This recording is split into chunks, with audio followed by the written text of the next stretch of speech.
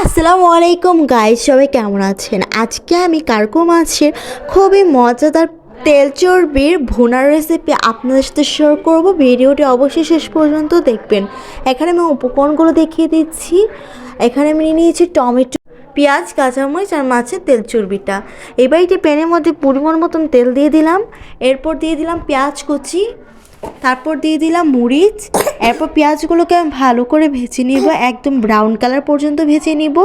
সাথে একটু বাহিরের দিকে তাকিয়ে দেখলাম রাস্তায় কেউ নেই, তার জন্য একটু ভিডিও নিয়ে নিলাম। তারপর দেখে একটা গাড়ি যাচ্ছে। তো এখন আমি পেঁয়াজগুলোকে একদমই ব্রাউন কালার পর্যন্ত ভেজে নিচ্ছি। তো এখন আমি দিয়ে দিলাম এখানে একটু আদা রসুন বাটা। তারপর আবারও একটু ভালো করে ভেজে নিব। তারপর সামান্য একটু পানি দিয়ে দিলাম মশলা ভালো করে কষানোর জন্য। হলুদ গুঁড়ো, মরিচ গুঁড়ো দিয়ে দিলাম। দিয়ে মশলাটাকে এখন কষিয়ে নিব। একদম লাল লাল করে কষিয়ে নিতে হবে মশলাটাকে। তো মশলাটা এখন ভালো করে কষানো শেষ, উপরে তেলটাও বেশি এসেছে। এবার মাছের পেটিগুলোকে দিয়ে দিব। দিয়ে আবারও ভালো করে নেড়ে চেড়ে নিব। একদম ভালো করে নেড়ে চেড়ে নিতে হবে।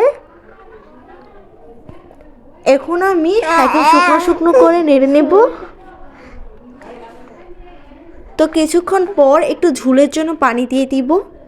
আবার একদম শুকনো শুকনো করে নিয়ে নিব। এখন আমি লাস্ট পর্যায়ে এখানে ধনেপাতা কুচি দিয়ে দিব।